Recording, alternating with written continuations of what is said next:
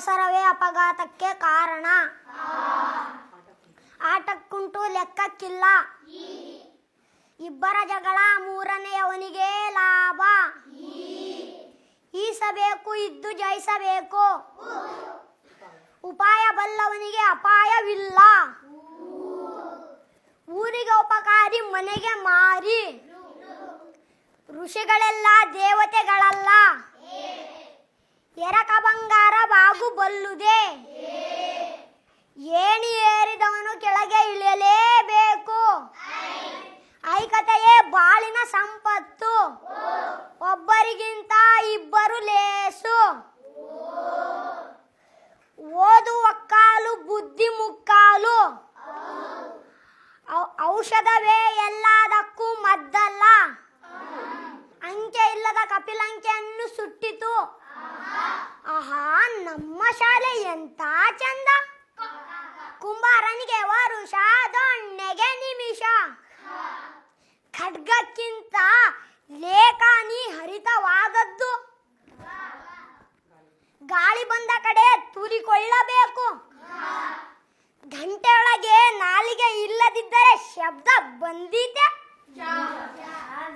ಚಿಂತೆ ಇಲ್ಲದವನಿಗೆ ಸಂತೆಯಲ್ಲೂ ನಿದ್ದೆ ಬರುತ್ತದೆ. ಛತ್ರಿ ಹಿಡಿದ್ರೆ ಚಳಿ ಬಿಟ್ಟಿದೆ. ಜಾಣನಿಗೆ ಮಾತಿನ ಪೆಟ್ಟು, ದಡ್ಡನಿಗೆ ದೊಣ್ಣೆಯ ಪೆಟ್ಟು. ಜಣ ಜಣ ಕಾಂಚನವೆಂದರೆ ಹೆಣ ಬಾಯಿ ಬಿಡುತ್ತದೆ.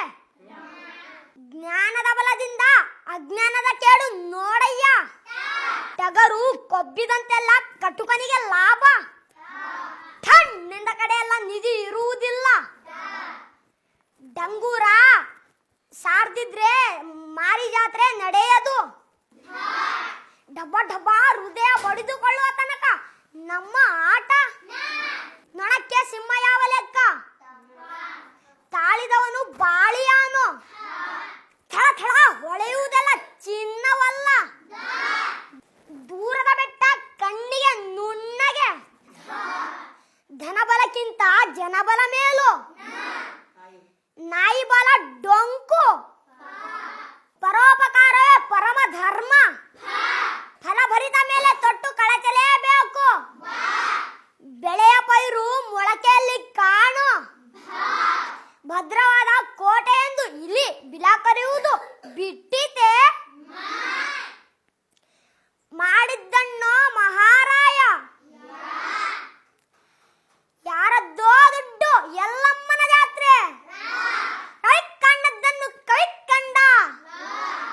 ಲಾಭವಿಲ್ಲದೆ ಶೆಟ್ಟಿ ವ್ಯಾಪಾರ ಮಾಡುವುದಿಲ್ಲ. ವೇದ ಸುಳ್ಳಾದರೂ ಗಾದೆ ಸುಳ್ಳಲ್ಲ. ಶುಭ ನುಡಿಯೋ ಸೋಮ ಅಂದ್ರೆ ಗೂಬೆ ಕಾಣ್ತಲ್ಲೋ ಮಾಮ. ಶಾರದಾ ರುಚಿ ಬೇರೆ ವಸ್ತುವಿನಿಂದ ಸಿಕ್ಕಿದೆ. ಸತ್ಯಕ್ಕೆ ಸಾವಿಲ್ಲ, ಸುಳ್ಳಿಗೆ ಸುಖವಿಲ್ಲ. ಹಿತ್ತಲ್ಲ ಗಿಡ ಮದ್ದಲ್ಲ. ಹಳ್ಳಕ್ಕೆ ಬಿದ್ದರೆ ಆಳಿಗೊಂದು ಕಲ್ಲು. ಗಾದೆಗಳು ಯಾವಾಗಿಂದ ಸ್ಟಾರ್ಟ್ ಮಾಡಿರೋದು ನೀನು ಕಲಿಯೋಕೆ? ನಾನು ಈ ವರ್ಷದಲ್ಲೇ ಸ್ಟಾರ್ಟ್ ಮಾಡಿರೋದು ಕಲಿಯೋಕ್ಕೆ. ನನಗೆ 1ನೇ ಕ್ಲಾಸಿಂದಾನೇ ಗಾದೆ ಮಾತೆಲ್ಲ ಬರ್ತಿದ್ವು. ಆವಾಗ ನಾನು ಅಲ್ಲಿಂದ ಬೇರೆ ಕಾರ್ಮೆಂಟಿಂದ ಬಂದಾಗ ನನಗೇನು ಬರ್ತಾ ಇದ್ದಿದ್ದಿಲ್ಲ. ನಮಗೆ ಮುತ್ಜಿ ಇರೋದ್ರಿಂದ ಎಲ್ಲ ಕಲಿಸಿದ್ದಾರೆ. ಆದ್ಮೇಲೆ ಮಾಸ್ಟ್ರ್ ಇರೋದ್ರಿಂದನೂ ಎಲ್ಲ ಕಲಿಸಿದ್ದಾರೆ. ಈಗ ಎಲ್ಲರೂ ಕೂಡ ಗಾದೆ ಹೇಳ್ತಾರಾ ಅಥವಾ ನೀನು ಒಬ್ಬನೇ ಇಲ್ಲಿ ಗಾದೆ ಹೇಳೋದಾ? ಎಲ್ಲರೂ ಕೂಡ ಹೇಳ್ತಾರೆ. ಈಗ ಶಿಕ್ಷಣ ಸಚಿವರೇ ಕೂಡ ನಿಂದು ವಿಡಿಯೋ ನೋಡಿ ಅವರು ಕೂಡ ಫೇಸ್ಬುಕ್ ಅಲ್ಲಿ ಬರ್ಕೊಂಡಿರೋದು ಈ ತರ ಚೆನ್ನಾಗಿ ಕಲಿತಾ ಇದ್ದಾರೆ ಹುಡುಗರು ಕನ್ನಡ ಶಾಲೆಯಲ್ಲಿ ಅಂತ. ಏನ್ ಅನಿಸ್ತಿದೆ ನಿನ್ಗೆ? ನನಗೆ ಖುಷಿ ಅನಿಸ್ತತೆ, ತುಂಬಾ ಹೆಮ್ಮೆ ಅನಿಸ್ತತೆ. ಅದ್ರಲ್ಲಿ ಚೆನ್ನಾಗಿ ಓದಿಸ್ತಿದ್ದಾರೆ, ಚೆನ್ನಾಗಿ ಬರೆಸ್ತಿದ್ದಾರೆ, ಎಲ್ಲ ಚೆನ್ನಾಗಿ ಮಾಡಿಸ್ತಿದ್ದಾರೆ. ಶನಿವಾರ ಯೋಗಾಸನ ಮಾಡಿಸ್ತಾರೆ ವಾರ. ಓಕೆ, ಇದು ಮಕ್ಕಳ ಒಂದು ಕಲಿಕೆ ಆದ್ರೆ ಇನ್ನು ಶಿಕ್ಷಕರು ಕೂಡ ನಮ್ಮ ಜೊತೆ ಇರುವಂತದ್ದು. ಅವರು ಯಾವ ರೀತಿ ಮಕ್ಕಳಿಗೆ ಸಪೋರ್ಟ್ ಅನ್ನ ಮಾಡ್ತಾರೆ, ಯಾವ ರೀತಿಯಾಗಿ ಅವರಿಗೆ ಕನ್ನಡವನ್ನ ಕಲಿಸ್ತಾರೆ ಅನ್ನೋ ಅವ್ರನ್ನೇ ಕೇಳೋಣ. ಮೇಡಮ್, ಯಾವ ರೀತಿಯಾಗಿ ನೀವು ಕನ್ನಡವನ್ನ ಕಲಿಸ್ತಿದ್ದೀರಾ, ಹಾಗೆ ಮಕ್ಕಳು ಕೂಡ ವಿಭಿನ್ನವಾಗಿ ಕಲಿತಾ ಇದ್ದಾರೆ, ಹೇಗೆ ಇದು ಕಾರಣ ಆಯ್ತಂತ? ಏನಂದ್ರೆ ನಮ್ಮಲ್ಲಿ ಪ್ರಪ್ರಥಮವಾಗಿ 1ನೇ ತರಗತಿಗೆ ಬಂದಂಥ ಮಕ್ಕಳಿಗೆ ಅವರಿಗೆ ಇನ್ನೂ ಬನ್ರಿ ಹೋಗ್ರಿ ಕುತ್ಕೊಳ್ರಿ ಅಂತ ಕೂಡ ಅವರಿಗೆ ಹೇಳಿದ್ರೆ ಅರ್ಥ ಆಗಲ್ಲ. ಅದಕ್ಕೆ ನಾವೇನು ಮಾಡ್ತೀವಿ ಅಂದರೆ ಮಕ್ಕಳಿಗೆ ಫಸ್ಟು ಅವರ ಭಾಷೆಯನ್ನು ಕಲಿತು ಹೇಳ್ಕೊಡ್ತಾ ಮತ್ತೇನು ಮಾಡ್ತೀವಿ ಅಂದರೆ ಬರಹಪೂರ್ವ ಚಟುವಟಿಕೆಗಳನ್ನು ಮಾಡ್ತೇವೆ. ಪ್ರಾರಂಭದಲ್ಲಿ ಬರ್ತಿದ್ದಂಗೆ ನಾವು ಅವರಿಗೆ ಏನು ಬರೆಯೋದಕ್ಕೆ ಅಥವಾ ಹೋಮ್ವರ್ಕ್ ಅಂತರ ಏನು ಕೊಡೋದಿಲ್ಲ.